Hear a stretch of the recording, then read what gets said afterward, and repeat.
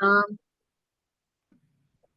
Thank you all so much for joining us tonight, or daytime potentially still in WA if you're over there. Welcome to this session on working therapeutically with LGBTQA+ clients. Thank you so much for joining us. My name is Liz Wilkinson. My pronouns are she and they. I'm a manager for the Mind Out program of LGBTIQ+ Health Australia, which is our mental health and suicide prevention program. Before we begin, I would like to acknowledge that we're all joining from unceded lands across Australia. I'd like to pay respects to traditional custodians and particularly the elders past and present of the Gadigal people, who are the custodians of the lands that I'm joining from. And I'd also like to extend that respect to any First Nations people joining us today. I'd also like to acknowledge people with living experience of mental health or suicidal distress, particularly LGBTIQ+ community and chosen supports, and recognise our ongoing role in reforming the mental health system. Some quick notes on admin. Please use the chat function to say hi, share where you're joining from, and keep the conversation going in there. There is also a Q&A function. If you can please put your questions into the Q&A function, we'll try and get them to them during the session or after the session if we need to. And we will be recording the session today, so a link for the recording will go out to anybody that was registered for the session. Okay, so without further background, I want to get into it. I'd like to introduce Sarah Lambert, who's going to be facilitating today. Thank you so much, Sarah. Sarah's pronouns are she and her. Sarah's a consultant from Caring Solutions and has been working quite a while for LGBTIQ+ Health Australia as a consultant. She has a wealth of experience as an OT, has worked for many years for ACON, and is an excellent facilitator who I'm really grateful to have here tonight. I'll let Sarah share more about herself and everything else, but I'll hand over to you now. Thanks, Sarah. Thanks, Liz, for that kind and warm introduction. Good evening, everyone, and hello to WA. Good afternoon. My absolute pleasure to join you tonight. You're taking time out of your busy lives, and it's a beautiful commitment you're showing to LGBTIQ+ people and communities for which we know face health disparities, particularly in mental health and suicide prevention. So it's wonderful that you're coming along to this evening.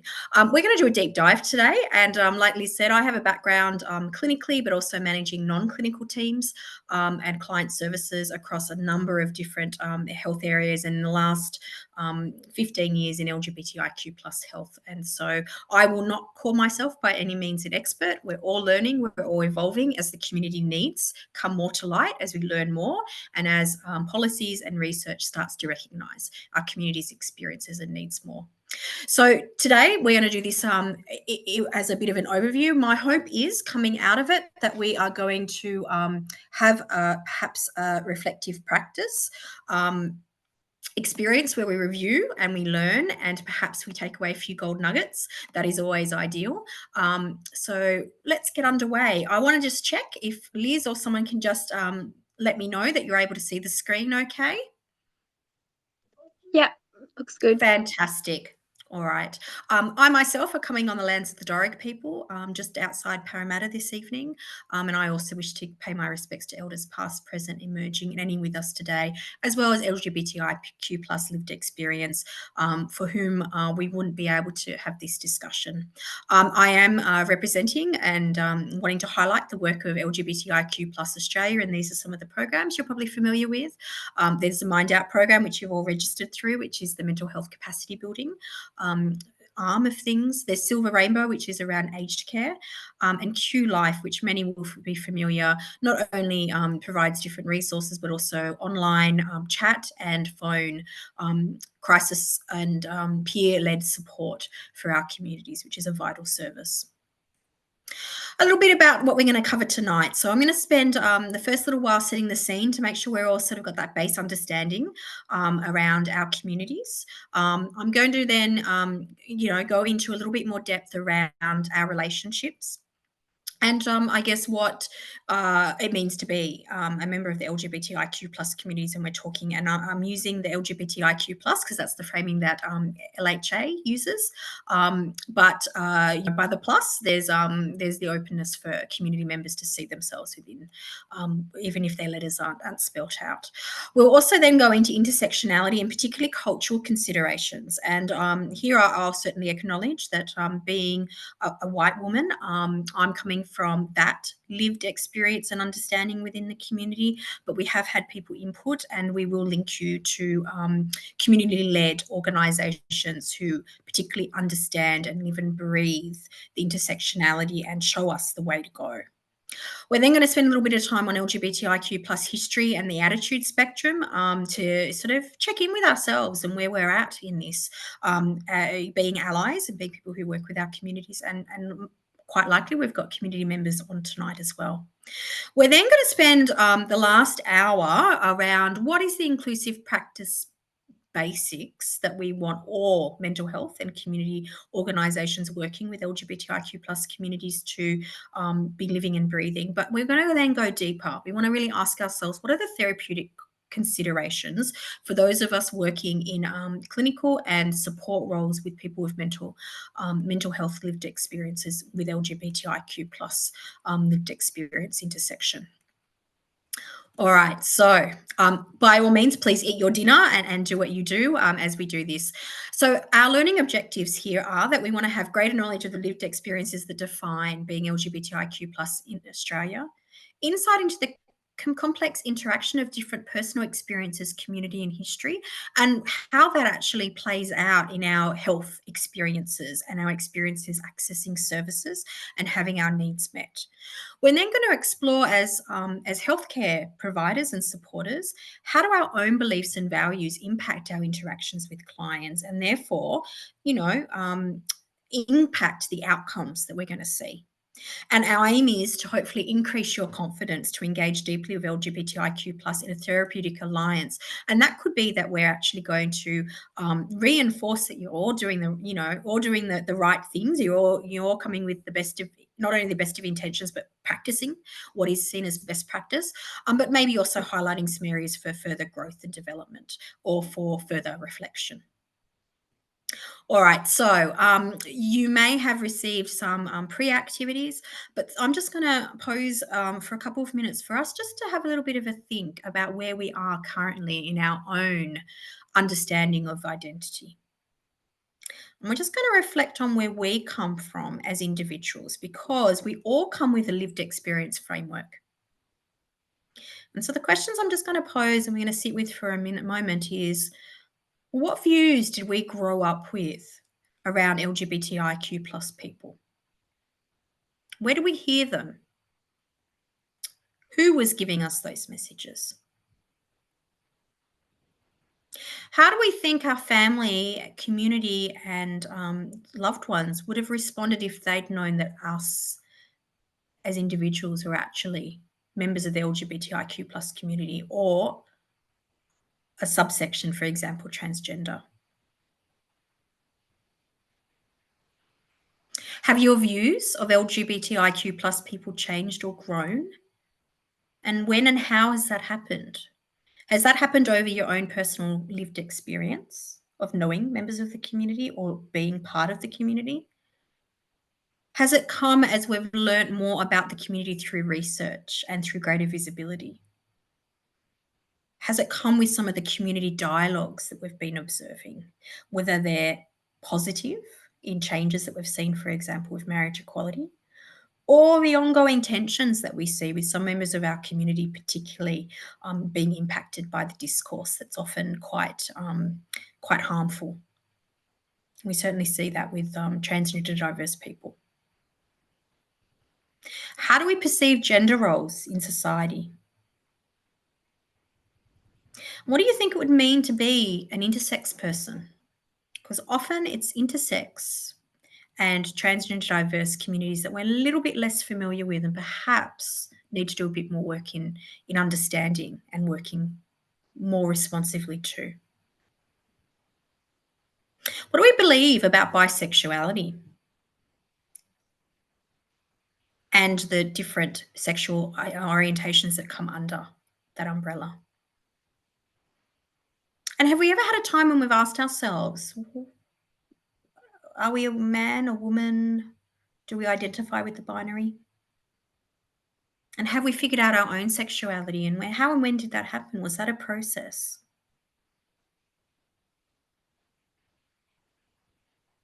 I'm just going to sit with that for 1 minute.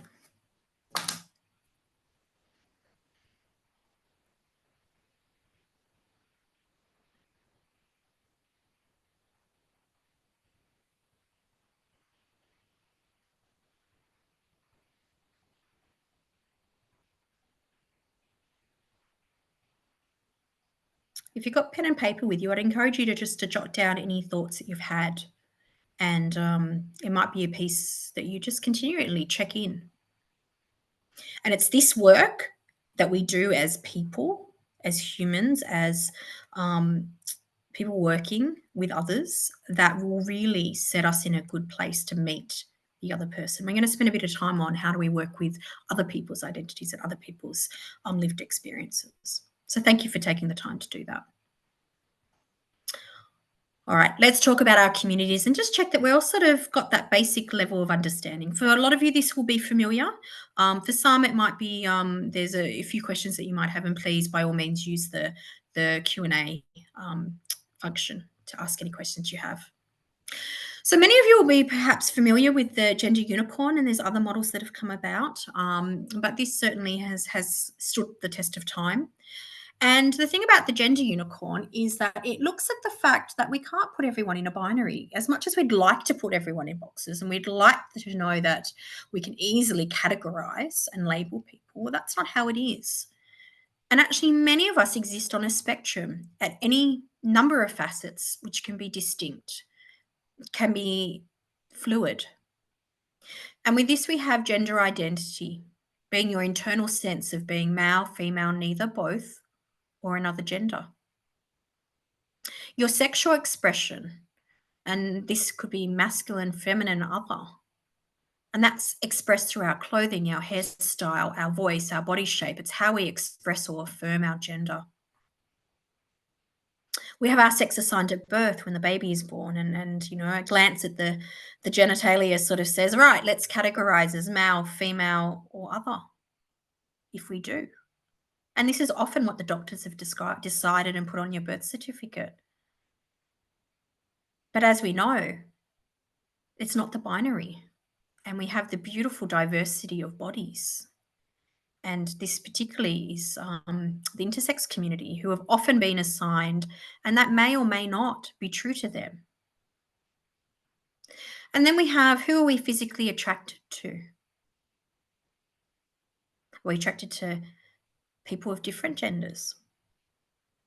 And who are we emotionally attracted to? And while we've decided to use this gender unicorn as a useful bridge to understand this topic, we'll just be mindful that many already see it as being outdated, as it doesn't actually express the full diversity of genders available, and it doesn't really account for the complexities of transgender and non-gender identities. So that you may actually want to consider doing some further reading in this space, but it is a good starting point for us to think about. All right, sexual orientation. So sexual orientation means who is someone attracted to, and that's people, regardless of people. This could be different genders. So sexual orientation actually has to do with whom a person is or is not attracted to either sexually or romantically. And people may identify with more than one sexuality at different points in their lives. So we've got bisexual, who's attracted to either all genders, pansexual, people are attracted to people regardless of their gender, gay, usually used for men attracted to men, heterosexual, attracted to the opposite gender or sex, more correctly, queer, being an umbrella term, attracted to all genders. And then we have asexual and aromantic. When we have the A, it means without. So without sexual feelings or without romantic feelings. Most people are really generally reasonably familiar and comfortable when it comes to sexual orientation. Within our beautiful rainbow, we also have gender diversity, and we really consider that gender is a social construct. And it is defined by societies. And certainly within a Western society, we have been quite binary in this notion, and that's certainly common with colonization. And we see that across the world, where there have been there's been westernizing of different cultures, bringing that particularly Christian values and views. So when we come to gender diversity, we're talking about the internal sense of self that consists of social, psychological, emotional traits or behaviors. And these are the common phrases that you might hear. So cisgender being the same as how you were assigned at birth. Transgender being different to how you were assigned at birth. Non-binary means you don't relate to male or female binary. And gender fluid might actually mean that someone's sense of gender moves across the multiple genders the person identifies with. And that could be in points of time or openly fluid. And we know that when it comes to our society, we often grow up embedded with the social cues around sex assigned at birth, which is reinforced by the media, reinforced by social commentary, and puts expectations and stereotypes on how we actually express ourselves. And it can really lead to a narrow view of gender. And with that, different misconceptions or expectations that actually can feel quite limiting for people. And that has a direct impact on people's mental health and well-being. The research bears that out. It's important that we recognise that First Nations people across the world have always recognised trans and gender diverse people, and that LGBTIQ plus is a white Western concept, and not all First Nations people will relate to LGBTIQ plus. And so I want to introduce, for those of you who aren't familiar with the terms brother boys and sister girls, and recognise that for some Aboriginal and Torres Strait Islander societies, there is a unique societal role within these communities of brother girls and sister boys. Now, that's not everyone. Some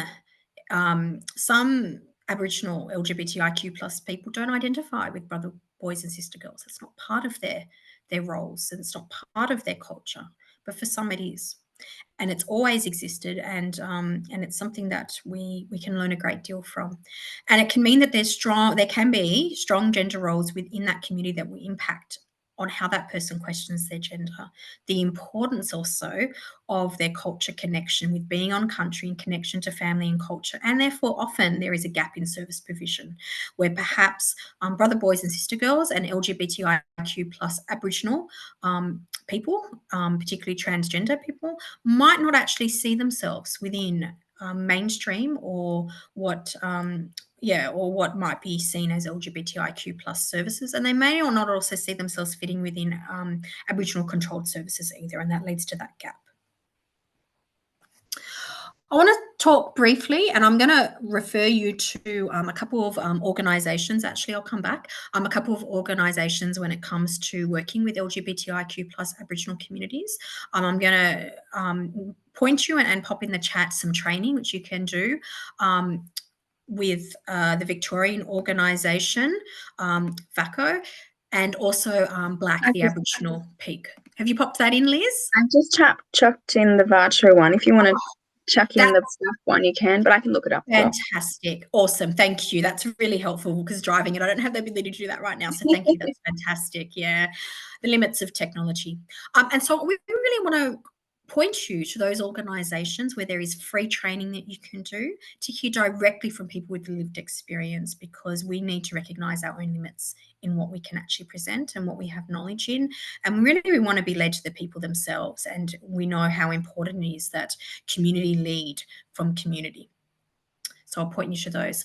The same can be said around the intersex community, and intersex community is those who have innate variations of sex characteristics or identified as being intersex.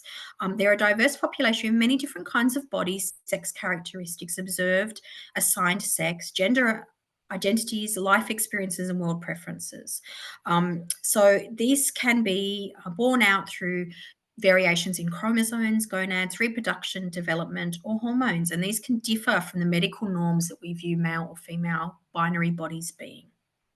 We know that there's at least 2% of the world who have intersex and variations in sex characteristics, but many have in their lifetime experienced medical trauma with a pathologizing of their bodies. And that has resulted through procedures being done against their consent, and this has had lasting impacts.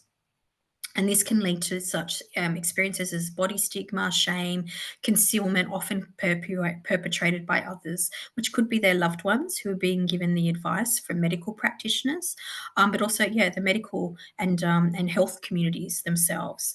And what we know, though, however, is intersex is different to gender and sexuality, and so we shouldn't conflate them. And there will be intersex people who don't relate to being part of the LGBTIQ plus community, for example, heterosexual people who are intersex. And so we're going to point you to I was going to say IRA, which is the previous organisation. I'm sorry, they've just had a merging with another organisation, and so it's Interaction, who is the peak body for intersex communities, and they themselves have fantastic resources that I'll point you to. They also have some great videos, including a Can't Ask That episode, which many intersex community members participated with, which the ABC produced. I highly recommend that episode. So we've talked about gender, sex, body diversity, and sexual orientation. What about family and relationship diversity? Because that's one of the beautiful things about the LGBTIQ plus community, is that we openly recognize and celebrate that relationships come in all forms. And there can be less pressure within the LGBTIQ plus communities. I'm not saying there isn't, but there can be less pressure to actually conform to what is seen as traditional roles. And for this, we see different relationships being recognized and enjoyed. And these include open relationships beyond one monogamous, intimate partner, for example. Polyamory, which is where you have relationships with numerous people in different agreements that people have. We don't necessarily all, however, have that. We also do have, members of the community who live monogamy and live so in a way that they celebrate that themselves in committed partnerships.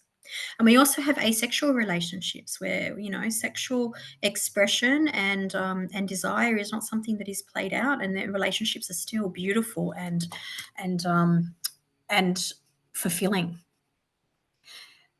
The other thing we have is families that can be more than the traditional heteronormative nuclear model. Yeah, we have chosen families, which are families that we actually see, which may include our biological or our families of origin, but they don't have to be. They can actually be our kinship or our extended friendship circles that become core support networks and loving relationships that we enjoy.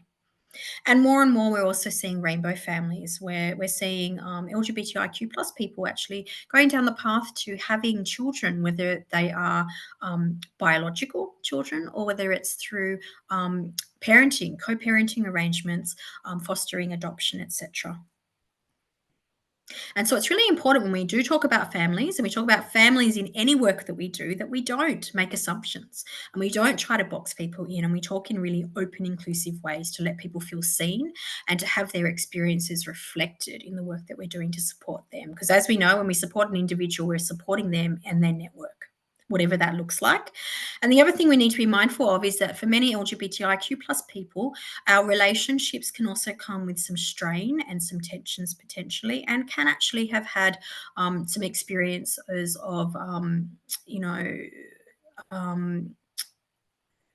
lost my word there, sorry, of having perhaps broken down, particularly families of origin. So that's something to be really mindful of, not making assumptions around what families look like and what the relationships are and who has what roles, particularly in making decisions around healthcare and support. All right, let's talk about intersectionality and cultural considerations. So Intersectionality, as we know, is a way of explaining how being part of multiple groups can affect someone's life. And you can have multiple identities that have different weights and different ways of expression and different ways that we live out. And what I've put up here is the Power and Privilege Wheel by Sylvia Duckworth. And this is a model that actually can help you. And I do encourage you to do either the Power and Privilege Wheel or the Power Flower, and actually, reflect on where is your power and privilege, and where does it sit when you think about sitting alongside clients? Because things like housing, our mental health and well-being, our neurodiversity, our sexual orientation, our skin color, our citizenship, our language, our education status, all these things present us with levels of power and privilege. And this really impacts how an individual experiences their life, their circumstances, and how they access healthcare systems. And so it's really important that we're mindful of where we sit, but also we're asking ourselves, what is happening with our clients, and maybe even exploring this with them. And when we see this, we see intersectionality really provides an opportunity to explore how combined experiences of oppression, such as racism, sexism, and classism, can really shape that experience of the world for individuals, and the health disparities and social disparities that play out for LGBTIQ plus communities. And we often talk about multiple minority statuses and what that looks like. So let's have a glance at what happens in the world. So here we're looking at some global statistics. I'm not going to read them out, but it's important to consider LGBTIQ plus experiences in this global context. We are a multicultural society. We have people of different countries of origin, generational, first, second, third generation Australians from other countries with other languages and other cultural, and a meeting in the middle, or a merging of those. And so it's actually common that discrimination is an element of which many LGBTIQ plus individuals can experience as a result of discriminatory laws, institutions, family and community treatment, really embedded in racism and embedded in cisgenderism and heteronormativity. So here we know that there are 64 countries that still have criminalised same-sex relationships between consenting adults, and 12 carry the death penalty. In 2023, 324 transgender people were killed, being the deadliest year on record, being 2021 with 375 globally, and they're the ones that have been recorded. We know that there are experiences of our communities, particularly where people have come from living overseas, where members of the police or the military harass, arrest, imprison, torture, or kill people because of their sexual orientation or gender identity. And that queer identifying people have been taunted, assaulted, raped, and murdered by aggressions, who know they will not be punished by the authorities due to this picture. And we saw, according to the UN Commission for Human Rights Violations against LGBT persons, there tends to be especially vicious when compared to other bias-motivated crimes. The hate-related crimes against our communities tend to be particularly vicious. So there are things that we need to be mindful when we're working with people from diverse cultural and linguistic backgrounds who are LGBTIQ.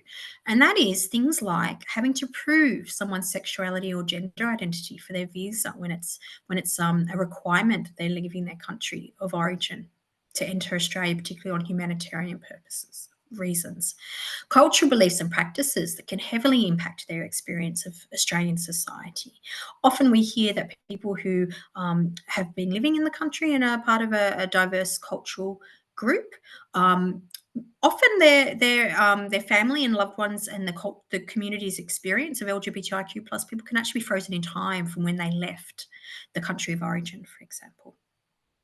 We know that LGBTIQ plus people can often feel excluded or isolated if they are within cultural and linguistic diverse communities and organisations, the othering that occurs, or the feeling that people have the need to separate the different identities of themselves or have their needs met in different services, compartmentalising things.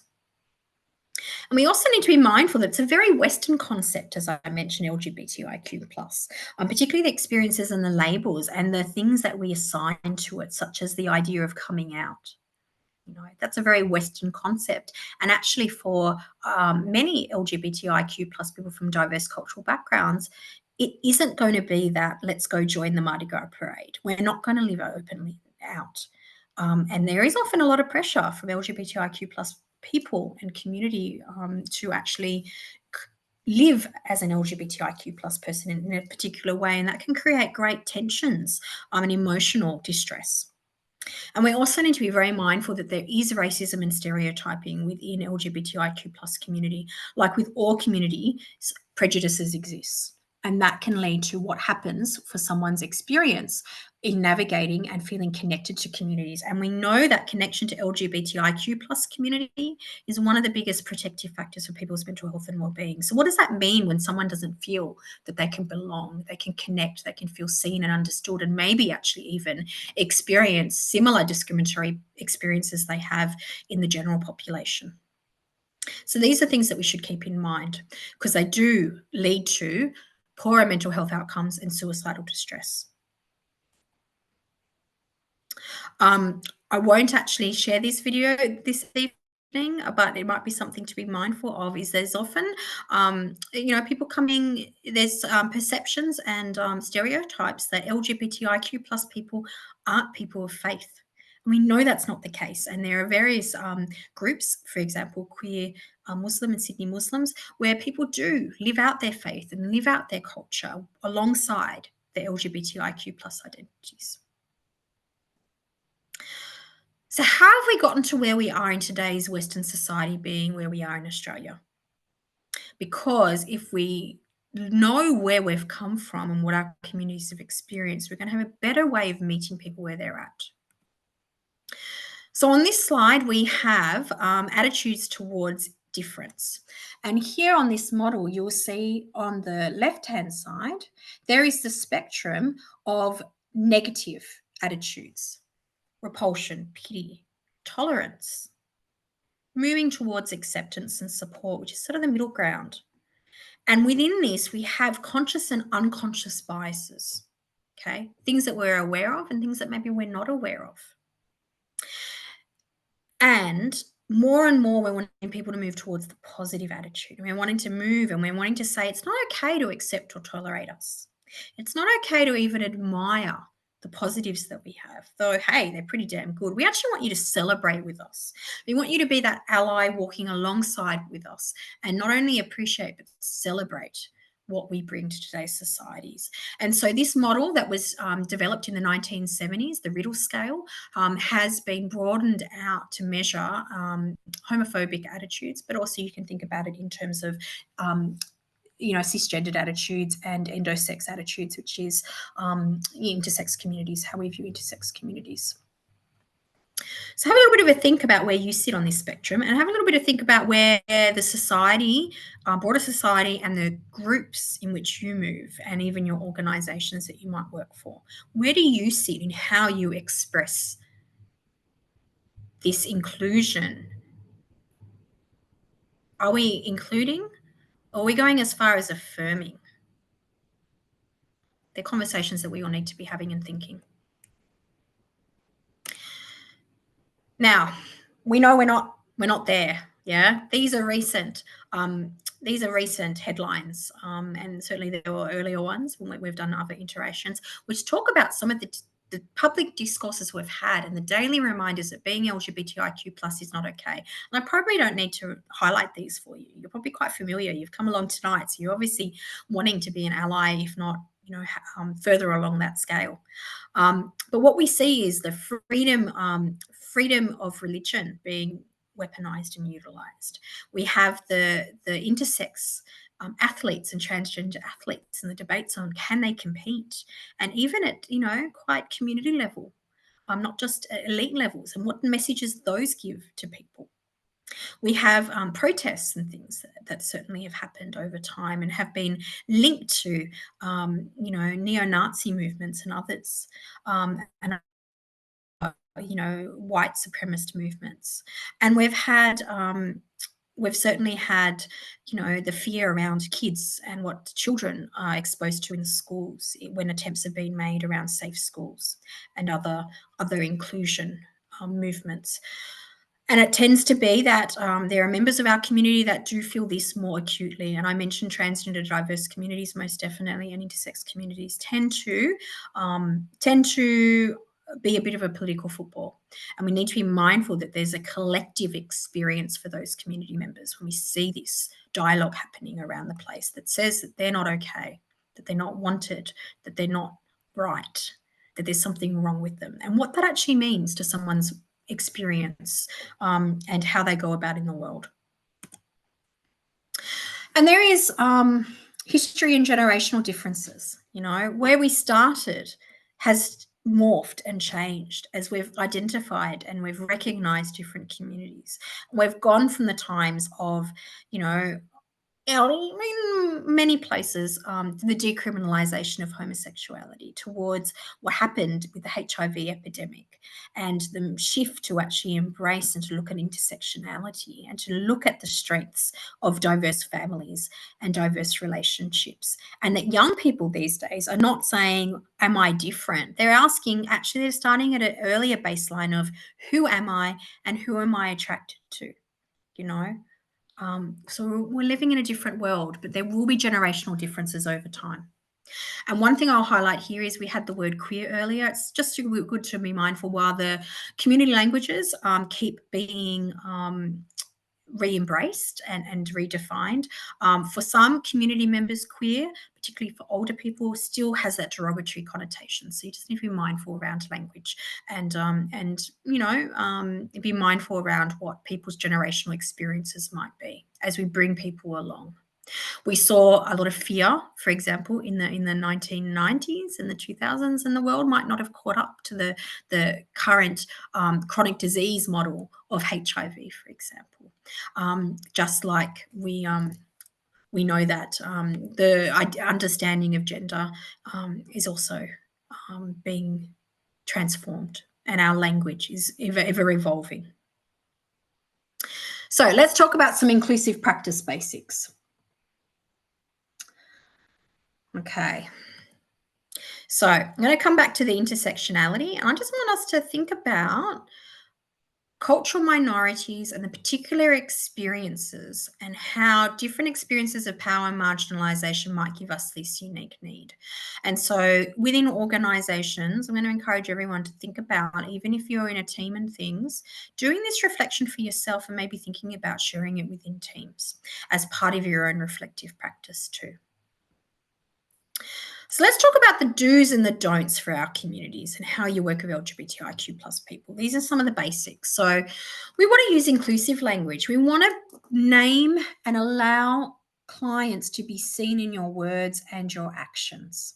And this means, how do people describe their own body identities, their genders, their relationships? And we use language that allows people to be seen in what we say, what we do, and what they read or they come across in terms of materials. The first thing we should do is make sure we educate ourselves on the diversity within LGBTIQ plus communities. Is your knowledge a little bit outdated? Are there parts of the community that perhaps you actually need to do a bit of brushing up and understanding to really to put yourself in a position where maybe you're going to feel a bit uncomfortable? And that's what intersectionality seeks to do. You know, it seeks to help us to examine, reflect, and perhaps sit with discomfort, to empathize, and to be able to support and work and meet with others. Do we model the use of pronouns? And do we do those in really open ways? Do we introduce ourselves with our pronouns? Do we use badges? Do we use email signatures? What are the things that are the signals to our community? That's not just seen as an optional extra. It's as personal as someone's name. And so we need to go about normalizing asking pronouns, talking about sexual orientation, gender, and intersex status with our clients and with the people that we work. If we don't ask the questions, we don't give permission to be who we authentically are. We then miss crucial health information, and perhaps we're not actually providing them the service that they deserve.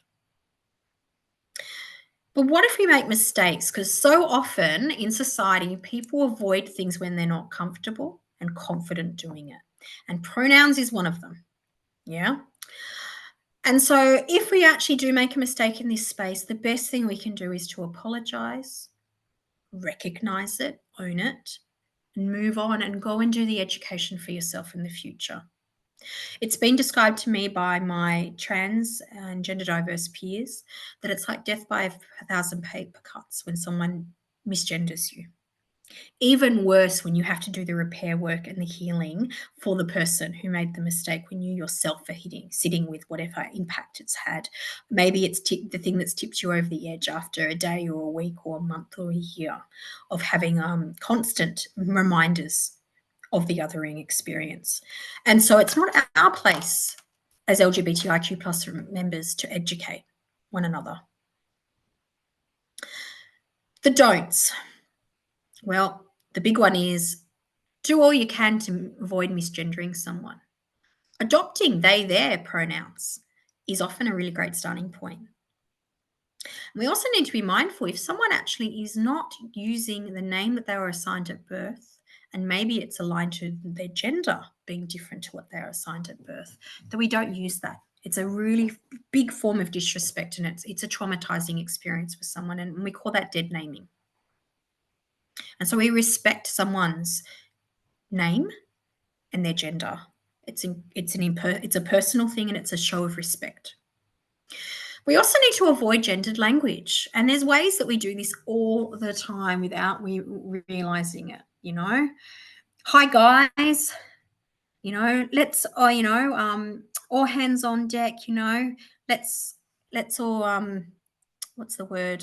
Who's gonna step forward, etc. There's lots of ways we talk that we can actually put gender perceptions on it. We need to also be careful not to assume everyone is heterosexual, which is what we call the heteronormative ways of being.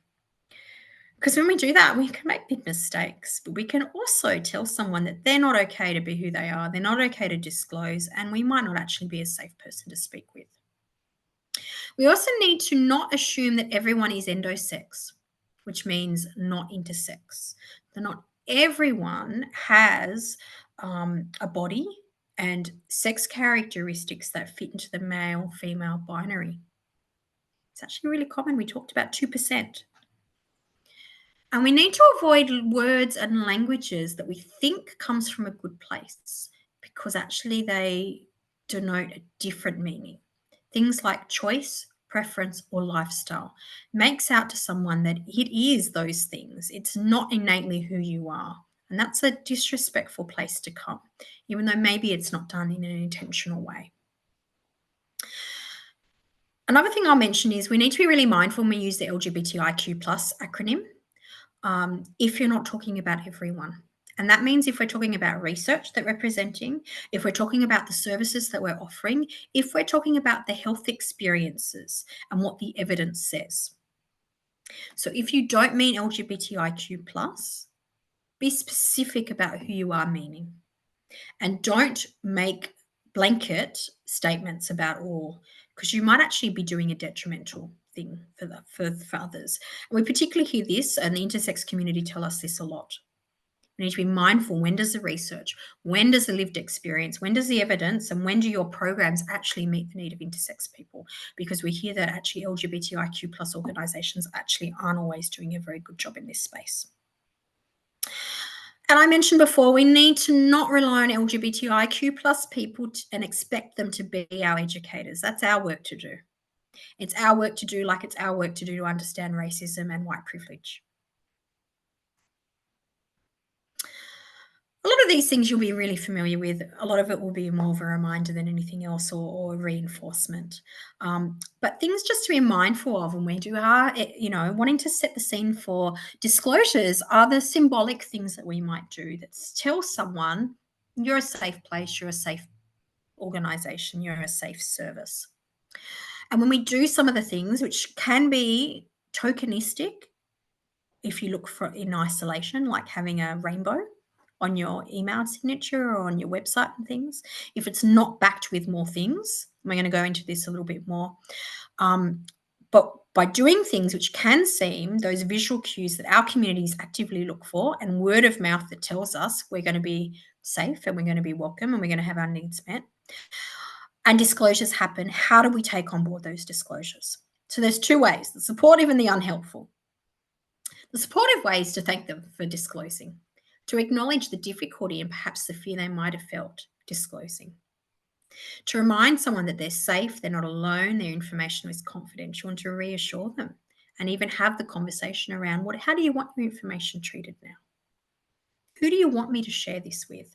Because someone might disclose to an individual worker, but doesn't mean they're disclosing to everyone that you're going to work with referrals or team members, etc. We really need to allow people to speak in their own time and to raise and disclose in their own way. We can create opportunities, but it's up to them to walk through, and we need to respect when they don't and not also go and leap and make assumptions. And we do this by asking questions. It explores their experiences, or at least conveys there's an openness to hear what they have to share. The flip side of that, of course, is the unhelpful. The presuming you know their story, talking about your own experience on top of them. It's like, get off your recovery, get off your own stuff, because actually you need to make space for the other person. Also unhelpful is asking naive or judgmental questions or feeling motivated out of curiosity. And we hear this, transgender diverse people get asked all sorts of really inappropriate questions, as do intersex people, about their bodies, about what medical procedures they may or may not have had, about how they may affirm their genders, or how people have had their relationships over time, and the assumptions that we make, and the forcing of people to adopt labels. And in doing so, if we do those things, we're actually reinforcing those negative stereotypes and the myths. So while we think maybe we're doing a good thing by asking questions and showing a curiosity, it has to come out of a good place where it's actually going to inform the work that we're going to do with them. It's actually going to benefit them, not just the sake of our own curiosity. Preaching to the converted here, I know this, okay?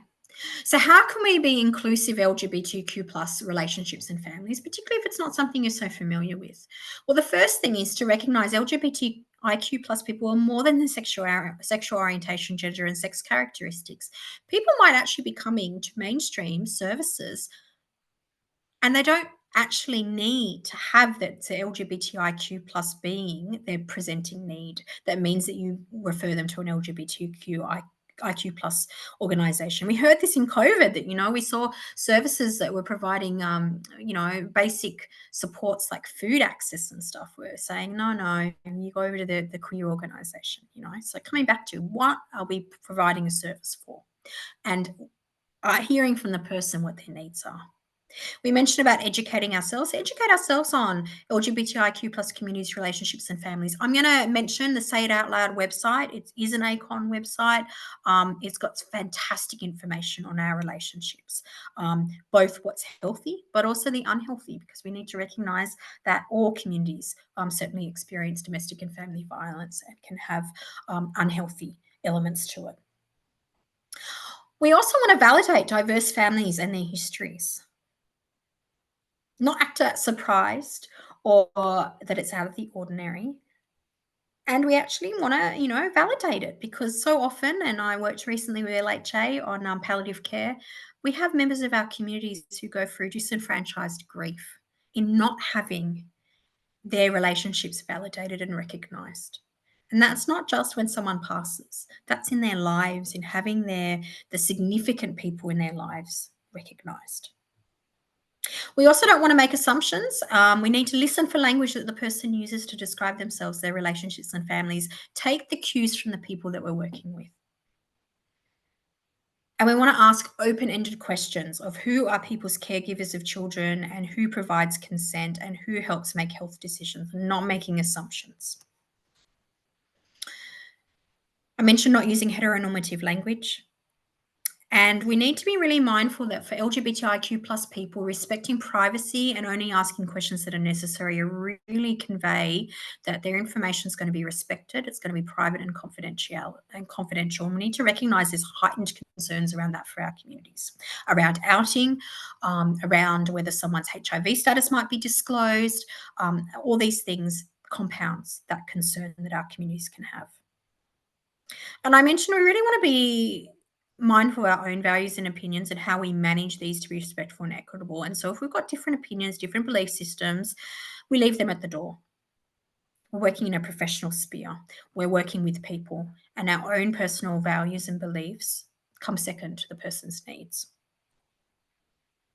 I mentioned earlier at the start, we need to recognise unique and shared pressures that may affect LGBTIQ plus people and families, and don't presume that being LGBTIQ plus is a presenting issue or problem.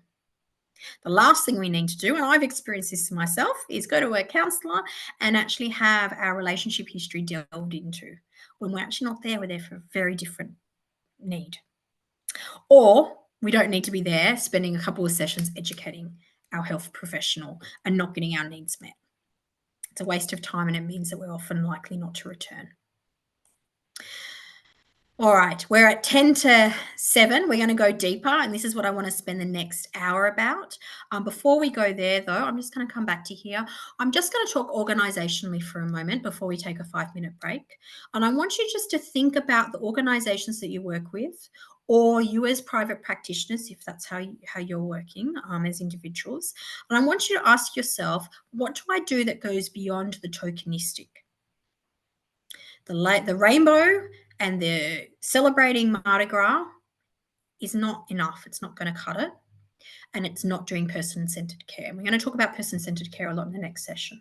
What are the things that actually we may need to fill the gaps in? And I want to point you to a couple of things you can do. You can certainly look at Rainbow Tick, and there's a self-assessment Rainbow Tick. There's also a Rural Pride, have a toolkit around how you can make yourself more inclusive, particularly in a regional rural space, if that's where you are working and living. But also there are other programs such as ACON's Pride and Diversity programs and the Welcome Here Project. And so what I want to convey to you is you need to be asking yourself, what does my data collection look like? Can people see me in their form, see themselves in their forms? Is there a space for them to check and to have their needs recognised and communicated, and it feeds into the service quality assurance? Are my policies and procedures there, particularly when there might be unique needs that are for this group, like any other priority group, like you would for Aboriginal and Torres Strait Islander communities, like you would for different diverse cultural groups or different age groups, for example? Is there a quality assurance feedback mechanism that means you work with LGBTIQ plus communities to co-design and inform the services that you deliver, and that you actively seek their feedback and that they have a seat at the table?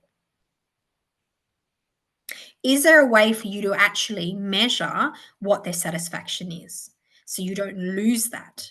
You don't lose that. You might be able to count that you've got a certain proportion of LGBTIQ plus people coming to an organisation by asking the questions. And we might include in the break, I'll include a link to the ABS standard indicators that you should use when doing research, but also in informing how you collect data and record data.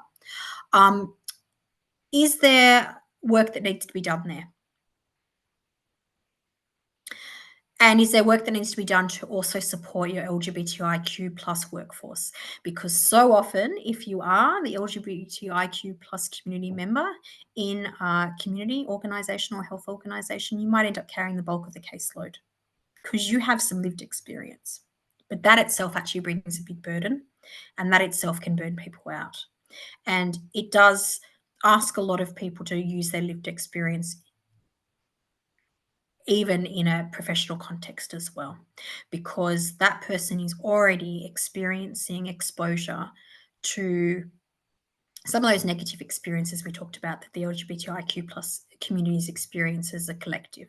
So I'm just going to leave that as a thought. I'm going to get us all to take 5 minutes to go to the loo, get a drink, whatever you need to do. Coming back at 7 o'clock, and at 7 o'clock Australian Eastern Standard Time, I hope I got that right. So in 5 minutes, we're going to go deeper around therapeutic considerations. So where you're working directly with clients in a therapeutic way, what do you need to do that goes beyond the basics? Liz, if that's all right? Yeah, looks good. Fantastic. Welcome back, everyone. I'm just going to take that away for a moment because I want to just check in and see if we have any questions. If anyone has any questions, please pop into the chat. Thank you, Kathy. I can see. Perhaps consider chatting about the different challenges for youth and 70-year-olds being awakened in their minority group transitions, e.g., transitioning at different life stages. Most definitely. And we are seeing this. We are seeing people in their latest stages in nursing home, in aged care facilities, often when things have happened in their lives that they have then been able to give themselves permission to make disclosures, to affirm their genders, affirm their sexual orientation, and to live their lives authentically. And how that can be impacted or experienced by others around can really change what their experience of that is, just like with younger people. But as we know, there's a lot at stake when people do that, and there's some fantastic, beautiful pieces of documentary and research that talks about young people's experiences around, and the changing of language from coming out to inviting in is something that very much youth organisations utilise, which is beautiful. And I know that certainly that is something that often resonates with diverse cultural and linguistic groups too. That idea that it's not about having to announce and be out and proud, but it's about inviting in and welcoming people to know an intimate part of yourself. Whether or not that's something you wish to share more broadly. And certainly we are seeing people, and in my time at ACON, we saw lots of people at later stages in life, often if a partner had passed, or parents, or their life circumstances meant it was finding the time, maybe they'd retired, for example. It was the time when they could live out their lives. And that doesn't come in always a beautiful celebratory way either. There's a lot of grief and loss associated, and as they navigate things. So thank you so much for bringing that up, Kathy. I hope I've spoken to that a little bit. Stacey shared, it's been great to follow and great resources dropped in. Be keen to look at gender euphoria scale, most definitely. And we need to be mindful around the shift that we're having. Certainly when we've been talking about transgender diverse people, particularly being pathologized, and certainly homosexuality and sexual orientation was likewise medicalized and put in the DSM has only been taken out over time. We're moving from the idea of needing to have a clinical diagnosis, though it's still a barrier for people receiving care, particularly when it comes to gender affirming care around hormones and around surgeries and things. But we're more and more accepting and recognizing social affirming and what that looks like. But we still expect people to jump through these medical models, which is costly, it's traumatizing, it's medicalizing and pathologizing, and that itself has an experience. And more we're looking at the euphoria, looking at the expressions and the positive sides of things. So it is definitely, there's a lot of discussion happening within the communities around language and how we express ourselves and what our experiences are, which is an ongoing moving space. So I really encourage you, if you're not already following some LGBTIQ plus media and content creators and things, to really start doing that, to be privy to some of the dialogue and some of the discussions that are happening that take a while to trickle down often and meet the more broader society. I hear all the time, I have a father-in-law who says, you've all got to slow down and wait for us to catch up. It's like, well, actually we can't. We will go with people at their pace. And as a community, we will be really mindful that everyone's on a journey, and we will be gracious, hopefully, in accepting that we all make mistakes. But it's life and death, and it's about people who've been waiting a long time to live their lives, and with such harsh consequences for their health, their well-being, and their quality of life. So that's my little rant. So I hope that's okay. But there's some of the discussions that, particularly if you're around queer spaces, you might be more exposed to. So I really encourage you to find ways to engage with that, and engage in a way that recognises your own power and privilege and how you enter that space, particularly if you are someone who's an ally rather than a community member. Any other questions that we have? Because we've sort of covered what I like to say is the building blocks, and we're now going to delve a bit deeper now. So I just want to check that there's no questions that we have and we've covered. And while we're just waiting for any questions, I'm going to ask you all to do a bit of homework for me right now. I want you to pop in the chat one thing that you have taken away so far that's either been a new learning, a reinforcement, or actually this is something I'm going to go and have to look into further. If you wouldn't mind popping them in the chat, that would give us a good feeling of where everyone's at. So if you wouldn't mind taking the time to do that, that would be great. And I'll just wait a moment while you do that. Online training is great for accessibility, but unfortunately, we often learn most from other people and engage in activities, which is something we lose a little bit online.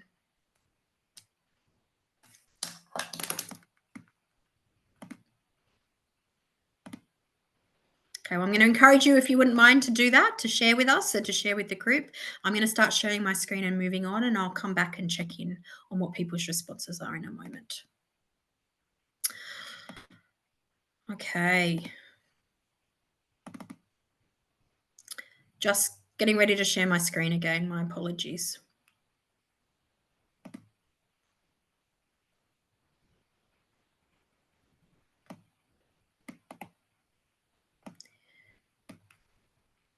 Okay.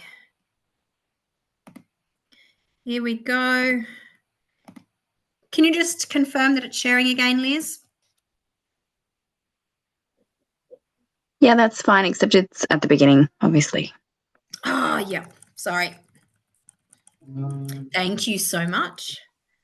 I kind of needed that prompt. All right. I'll just point to the chat. If you have a chance, go in and collect some of those resources that Liz has been busily popping in. I've popped in a couple that I mentioned. I was saying to Liz in the break, we often talk about how there is gaps in resources and we always want more, but it's actually amazing how much there is out there. You just have to know what it is. So please take a note of some of those. So let's go a bit deeper now and let's think about therapeutic considerations. So in this, I'm going to speak briefly around minority stress and the statistics. We're going to use some practice principles. And then we're going to move into how do we attend to LGBTIQ plus needs and lived experience before pulling it all together. So many of us will have heard of minority stress. It's what's pointed to when we talk about the health disparities that LGBTIQ plus people experience across a range of different health areas.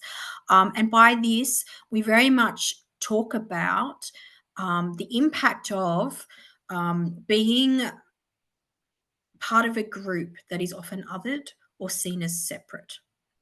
But before I get into that, I just want to mention, why do we concern ourselves with going into the LGBTIQ plus considerations? I've leapt ahead there, so sorry, I'm going to jump back for a moment. We concern it because we don't want to treat everyone the same. Treating everyone the same actually is an unconscious bias in itself. I wish I had the image. Many of us will think about, particularly in the disability space, the idea of and the picture of people at a field, and some people can't see above the fence. And what does equity actually mean? Well, equity actually means removing the fence altogether. It's not just about giving people boxes to stand or to look through barbed wire fences and things. We actually want to remove it. We actually want equity. And so that's why this is really important. And when we talk about LGBTIQ plus people, we recognize that there is some collective trauma and there's trauma in lived experiences, but it doesn't define us. Okay. So when we talk about it, we know trauma is an experience and situations that can be emotionally painful and distressing and can overwhelm people's ability to cope and leaving them feel powerful. And some is certainly violent and has a cumulative impact and can be chronic and pervasive, and that includes microaggressions and discrimination. We're going to go into that a bit. But consciously or unconsciously, your clients are going to be looking at you to help repair the experiences they've had in their world of judgment and shame. They're the experiences that they've had within their own support networks and their circles, within their intimate relationships, families of origin, chosen families, their work environments, where they play, where they socialize. But they might also be looking to repair previous experiences of judgment and shame they've had with other health providers. And this might be the opportunity for you to help model how they can actually step in and have their needs met when maybe they've felt powerless in the past. Just going to leave that thought. All right, so back to minority stress. So when we talk about minority stress, this certainly has been borne out in the evidence when we talk about the research around acute, chronic and low-level stress that our LGBTIQ plus people experience, particularly related to physical illness, anxiety, depression, and even suicidality, which is reported in higher levels, and the intersectionality of multiple minorities that some people have around their cultural identities, for example, whether they live with a disability, whether they're part of a lower socioeconomic group, whether they're at particular age points where they perhaps feel marginalised, and the intersectionality that's experienced.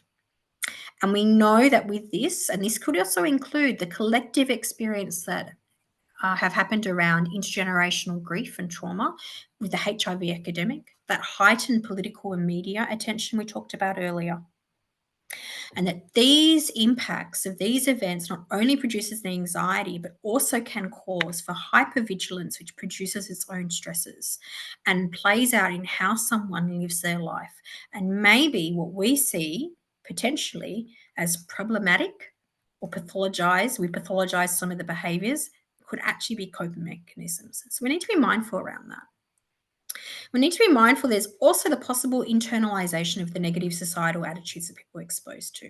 That idea of internalized homophobia, potential shame, guilt, negative experience in attitudes around someone's sexuality, sex, gender, and difference of bodies. And that can even lead to concealment for people who in some ways may be out, might still engage with some level of concealment as part of their vigilance strategies, the things that help them to feel safe. Safe not just physically, navigating the world, but safe emotionally. So let's have a little look at some of the data and what the data says. So although many LGBTIQ plus people live very healthy, happy lives, contented relationships, research shows there's a disproportionate number of experience poor mental health outcomes and even have high risk of suicidal behaviours than their peers. And these health outcomes are directly related to those experiences of stigma, prejudice, trauma, and abuse. We see this bear out in this data.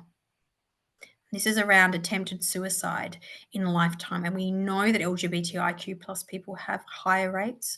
We know that trans and gender diverse people have even higher. And we know the intersectionalities, when you add in the layers of minorities, complicates and perhaps compounds it.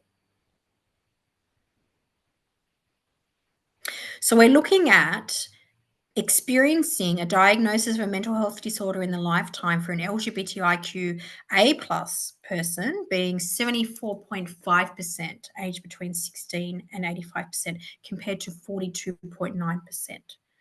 So, half that. And if you're curious about statistics and data, LGBTIQ plus Health Australia has pulled it all together in the LGBTIQ plus Health Australia Mental Health and Suicide Prevention Snapshot. And Liz will probably pop that in the chat for you.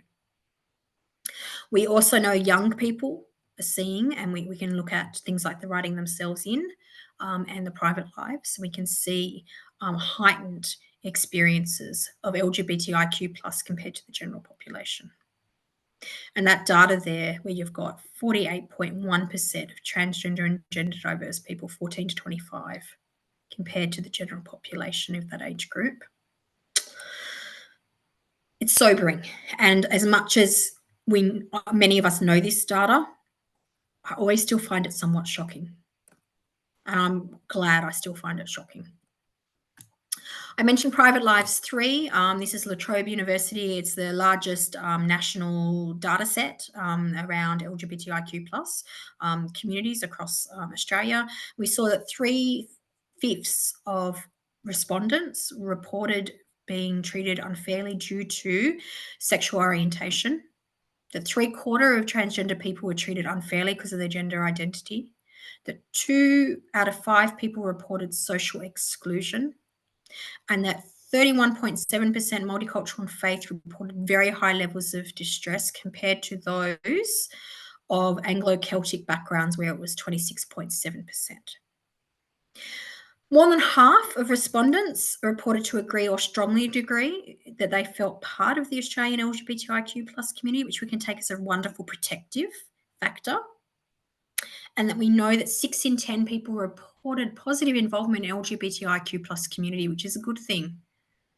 But I also ask, well, what do we need to do to get it higher? What do we need to get those last 4 out of 10 people to have that experience that they may be looking for, and perhaps they're not having the best experience there? Maybe they don't know how to connect with communities. Maybe that's something we might actually have a role in doing, for example, and how to have it a positive one. Mental health, isolation and loneliness. We know there is acute, chronic, low-level stress contributes to the experiences for LGBTIQ+, and that's born out of the prejudice, experiences of shame, isolation, and lack of confidence or trauma. We know that there is, for LGBTIQ plus youth, studies that have shown the heightened levels of verbal abuse, physical abuse, and other forms of homophobia and transphobia, and how that particularly plays out in educational settings and workplace settings. And we also know that suicide, isolation, and loneliness are linked. So we need to ask ourselves, how can we work with the loneliness and isolation? We know this is a need that's more and more common in today's society, but what's unique for LGBTIQ plus people, and how can we actually help bridge that?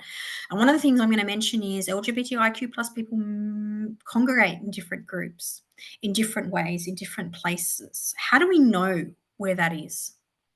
How do we help someone navigate a community that we might not know that well, or we might find is a bit less visible? And that could also include looking at what's safe options.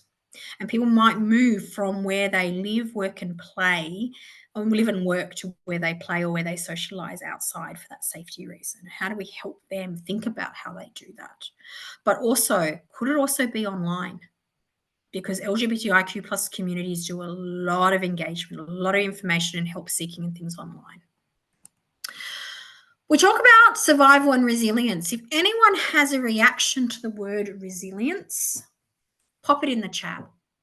I've been in many rooms lately with conversations around this, and the idea that resilience is something that someone has to have developed. And is it really that they've needed to develop it, or is it that their environments aren't supporting them? So LGBTIQ plus folk have often developed a unique set of personal survival strategies, and this could be the internal resilience of self-acceptance, affirmation, and self-compassion. Some people don't have that, and that's part of the work you might do in a therapeutic place. They may also have external resilience, where they have social supports, affirming healthcare, affirming schools, workplaces, services, and more positive visibility in the media, or that might not be their experience. And how do we support them where that's not their experience? And how do we support our clients to identify where their resilience is and ask them, what's kept you safe so far? Because the LGBTIQ plus community, as much as the use of the word resilience can be problematic and stuff, there is incredible strength and resilience amongst individuals and groups and the community as a whole. And it's important that we recognize that, because often we can really look at it in a more negative light. We need to actually be celebrating this. How do we build someone's internal resilience? Well, we know we can do this through cognitive reframing, challenging the negative thoughts and reframing in a more positive light. So looking at homophobic comments or experiences, and actually looking at, well, actually, maybe it's not a personal failing. Maybe it's actually the other person's ignorance and their lack of knowledge and understanding and lived experience. Is there ways that we can help with emotional regulation? Developing strategies to help manage those overwhelming emotions, such as the deep breathing, meditation, progressive muscle relaxation, all the different coping strategies that help. LGBTIQ plus people can often feel disconnected from their bodies, and with it, the heightened emotions that come. And are there things we can do to help people ground? And can we actually look to First Nations ways of connecting with country and things, and other spiritualities and things that can actually help with this? Is there community and advocacy that could be done? Is there ways people can take their lived experiences and channel it into a way that they feel they're making a productive impact? And perhaps that sense of purpose and empowerment and helping to foster that resilience within their communities. We see this a lot with people in community organisations and LGBTI community groups that are often born and fostered by volunteers who themselves have actually had a pretty tough road in life. But they actually find the strength, their power, their resilience, and their sense of worth and purpose in actually doing things for others, and as well they do things for themselves. And is there ways to look at identity affirmation through connection to culture and history, and to do things like helping people to engage with queer history, whether they know it and they're connected to it or not? Is there ways to engage with literature, art, and communities that affirms that sense of belonging and shares how people have built their resilience? And we can learn from the elders in the LGBTIQ plus community who have gotten us where we have gotten. This concept is not new. Anyone who works with clients therapeutically or in a support way knows about unconditional positive regard. This is a reminder. This is the reminder that this is often one of our most important tasks as people who want to help others. And this is whether or not a client presents however they present in their sexual orientation, in their bodies, in their relationships, in their gender. It's only one part of a person's life, but it's an important part, and it's one to perhaps hold with that care and that dignity and respect. And is there ways to actually have conversations that we are all complex with complex lives that may or may not inform what our issues are, and to actually make sense of that with people, not make the assumptions, and to explore and to reflect with someone where there is actually some of that work to be done. As I mentioned, a lot of clients will be looking often to us to help repair previous experiences, and that can include the professional relationship. But it can also include how they have relationships in general, and how we deal with issues around sexual orientation, intersex status, gender identity, being, active listeners, being nuanced, being listening for those, prompts, hearing their stories, hearing their experiences and beliefs goes a really long way, and validating goes such a long way. And whether someone is LGBTIQ plus or not, always approaching where someone may be, and we want to celebrate however they are, actually demands development of empathy, and it actually helps us to meet people where they are. I feel like I'm telling people to suck eggs a little bit in some of this, because so many of you will be already doing this and doing it so beautifully. So a few things that we need to remember.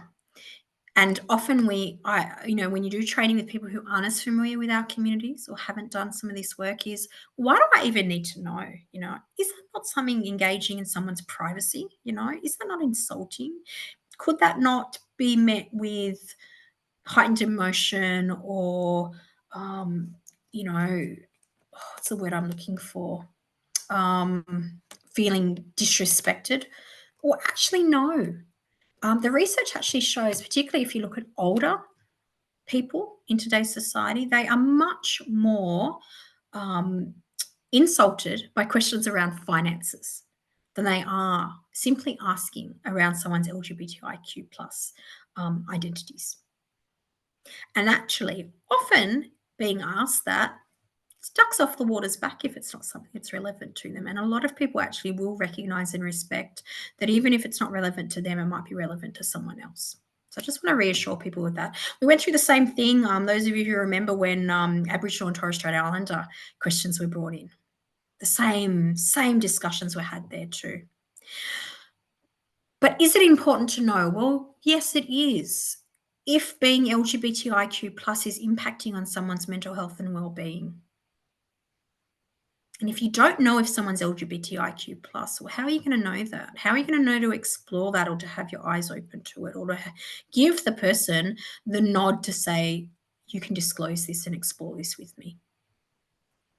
It is important if experiences related to being LGBTIQ plus have impacted their mental health outcomes. And so often, and the research bears this out, and certainly the focus groups and the consultations that I've been involved with, it very much does. There is that link. And until society has moved on further, it's going to continue to be an element. It's not why they have their mental health distress and their poor mental health outcomes, but it contributes because their experience of the world makes it so. If there is stigma related to being LGBTIQ+, it could actually be impacting on their recovery, whether that's internalized or whether it's coming from external sources. Is it stopping them actually doing what they want to in life? Is it stopping them live the lives that they want to and achieve the things that they want to? And do they actually need some support around being LGBTIQ+? And has anyone ever asked or considered whether maybe connecting with peers or connecting with an LGBTIQ+ organisation and programs and sources of information might actually be beneficial? There are a lot of people going about alone in the world who maybe aren't as connected to LGBTIQ+ communities and know of services and things. But we can actually have ask them the question, is that something they'd like to explore? So in that regard, yes, it is important to know what referrals we're going to make and to make sure we make good ones. We're back to this again, this wheel, and it's something that I'm going to encourage you all to go back and to visit. And I've actually done some training more recently where I was a participant, where we're actually encouraged to do this annually, at least annually, and to reinvestigate where's my power and privilege sitting in, and what does it mean to the work that I do, and to actually do this within clinical and reflective practice, clinical supervision, group, individual and reflective practice. So it's a little bit of a reminder to think about that. Often people find it really hard to ask the question. It's not from not wanting to, it's about wanting to do it right, not wanting to do the wrong thing. And so here's a range of questions here that you might want to jot down or keep in mind. And it's about the phrasing. It comes down to when someone has the right intent, it's how it's received. So how does someone describe their sexuality or sexual orientation? How do you describe your gender or gender identity? These are open-ended questions. They're not necessarily a tick box. Sometimes it's the discussion. Do you know if you have an intersex variation? A lot of the community, the intersex community, find out later in life. They find out later in life often when things are happening around medical and health issues and experiences. Would you like to talk about your body, sexuality, or gender? It's asking, is that actually an issue? That's something we might work on. Could your sexuality or gender be contributing to this? Not saying it's the cause, but is it a factor that maybe we need to consider in how we support you? Are you same gender attracted, lesbian, gay, or bisexual? Not assuming everyone's heterosexual. Are you gender diverse or transgender? Again, not being cisgendered and assuming everyone is the gender they were assigned at birth. Something as simple as, do you think of yourself as LGBTIQ+, might all be all you need to do. And that starts the conversation. What I would encourage you is good practice to say, well, what pronouns do you use? And to actually demonstrate that yourself. Othering. Othering is a very common experience for LGBTIQ+ experiences. And it's really important that we're mindful of it, because not being mindful of it means we're not client-centered. It means we're not trauma-informed. It means that we might not be allowing to look at what's hidden, what's internalized, and might not be meeting people's needs. So here, it's important sometimes to name and explore the experiences that LGBTIQ+ people might have had of being othered, belittled, or experiencing rejection. And this can be experiencing messages that LGBTIQ+ is different, not desired, shameful, even wrong. Could be around, the experiences could be around dead naming, misgendering, forms of sexual harassment. That can be could be coercive control with intimate partners, but also families of origin, families of choice, chosen families. And we can actually have internalized experiences. This is why making your services environment explicitly safe, welcoming, and affirming is really important. Because we know it's important not only to explore and name the many powerful emotional realities that someone might experience, it's also important to explore what are the social causes and implications of the experience. And from a psychological point of view and thinking sociologically, it does assist any lingering sense of victim blaming that can be part of that internalizing. And it can also be a part of making the counselling room or the therapeutic alliance an explicitly safe, affirming environment that acknowledges that prejudice and discrimination is a social problem that everyone must address. And we do so by taking a stand. We do that in terms of how we practice, but also the environment and the setting that we give someone. So how do we pull this all together? Well, we want to reflect on our biases, privileges, and be a proactive ally. We want to understand the differences between sexuality, gender, lived experience, context, and needs. We want to use that inclusive language, pronouns, and names. We want to sensitively invite the disclosure through the modeling and how we convey person-centered, trauma-informed, inclusive, affirming care. We want to remember that clients are intersectional and multifaceted. We want to put people in boxes. We don't want to make assumptions. We want to have the room and the space to be how we all are and to do so in a really affirming way.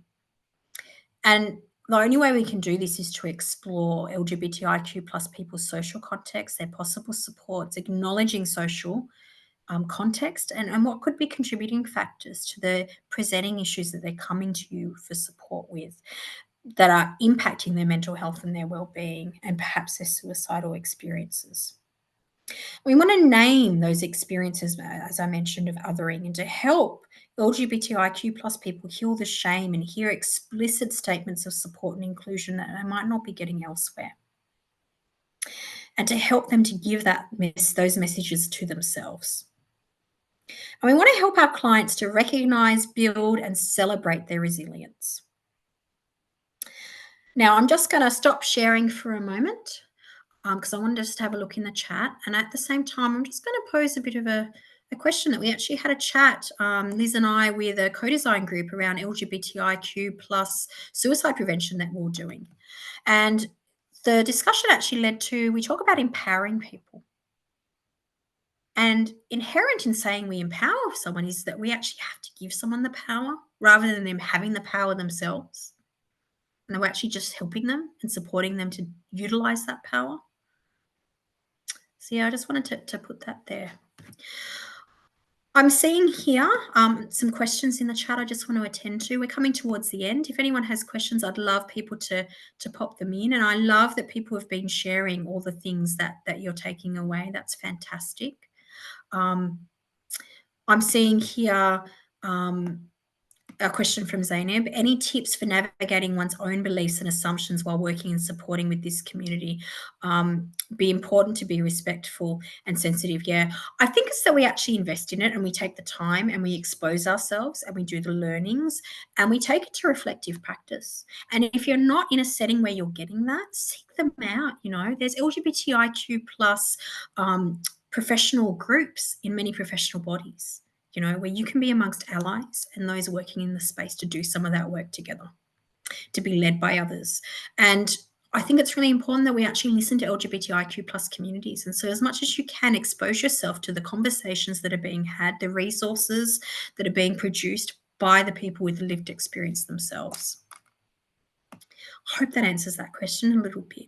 But I think it's about, really prioritizing that.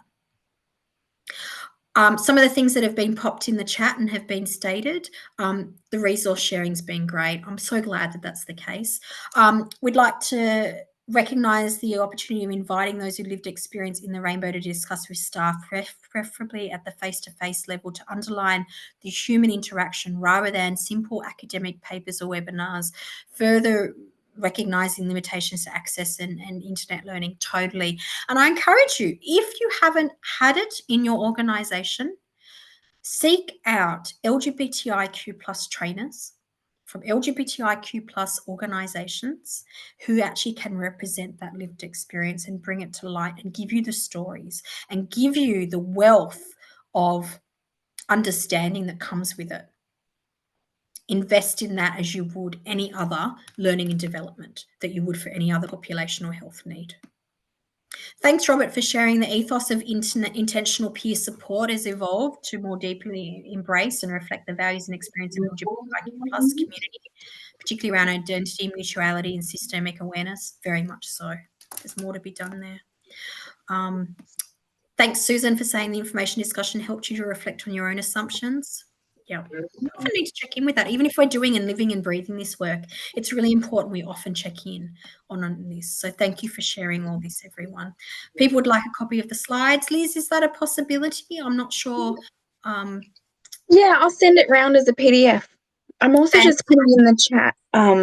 We have a free e-learning module around some of this topic that it's just an example of something that could be used, but some organizations embed that into their onboarding processes. Fantastic. Yeah. Highly Awesome. recommend to do something along those lines. It doesn't have to be this training, but it happens to be a free e-learning that we've got there. Yeah, fantastic. Thanks for sharing that. Well, I'm coming towards the end. I want to just pause and see if there are any more questions that people might have. While people are thinking about those, I might jump in quickly because I know people will be starting to need to leave. Yes. Thank you so much, Sarah, for sharing with us and presenting. You're an excellent facilitator, and I appreciate the ongoing reflections that you bring about, you know, where you're positioned in this work and in the community. Sorry, you get my 2 cents worth thrown in addition. It's important, that self-reflection. I really appreciate it, and the expertise that you bring. Although I know nobody likes to use expertise. And thank you so much, everybody, for joining. I did want to just, while you're all thinking about your questions, I wanted to chuck the evaluation survey in the chat there for you, please. If everybody can complete that, I'll just put that in the chat. Please complete that. We may also be able to send that out with the slide deck to those who have participated. But if you have a chance, because we know once we walk away from the training, the chances of people completing it, which really helps us to keep doing this work, really much appreciated. This question from Robert: are there LGBTIQ plus language interpreters in the industry? Look, there are a number of language practice guides out there. I don't know about interpreters so much. I think there's a lot of organisations often visiting and looking at guides and what language guides there are. I know LGBTIQ plus Health Australia have done that work a while ago. I know ACON has regularly revisits it, and there's language guides that you can find on their website, and you probably have similar at Thorn Harbour Health and at QUAC and Meridian and all the other LGBTI plus organisations. Liz, do you know of anything else to add to that? I think not interpreters, but yeah, there would be glossaries, that sort of thing. I've heard, for example, Transgender Victoria's glossary earlier. Yeah. Head to Health. Yeah, look, Head to Health, I'm very familiar with. I'm not sure what they offer in terms of LGBTIQ plus interpreting, if that's related to that question. Robert, if you're there, please feel free to speak up and clarify that question that you've got. We've also got a question: will this recording be made more available more broadly than just to the attendees? Liz, do you know? Well, yeah, we'll send it out to registrants, and then it's a link that anybody that has the link can view it. So if you want to share it with colleagues, for example, as participants, then you'd be able to. And I'd encourage everyone to have a discussion, because, you know, my tidbits aren't the be and end all. There's a lot more knowledge out there. I learn every time I talk with my queer peers and leaders in this space. So please keep that conversation going. I want to just leave one more thing, and I'm going to share my screen to do this, because I want to leave one more piece of homework with everyone. And if you feel inclined to pop it in the chat, please do. Action. I want you to take away and make time today or tomorrow schedule it, because so often we go from training and we go into our everyday life and we don't actually apply it. I think it's said at the most we'll ever apply 40% of anything we do in any professional development. But I want you to ask yourself, are there 5 key things, up to 5, that you're going to take away, do differently? And what can you do to take yourself, if you think about that riddle scale, how might you move yourself further up that scale? Now quickly flick to that scale just to remind ourselves. Are there some things you can set for yourself? And could you even take this back to your teams, if you work in a team, and actually say, what can we do to shift our practice if there's things to shift? And what can we celebrate that we actually do well and keep doing it?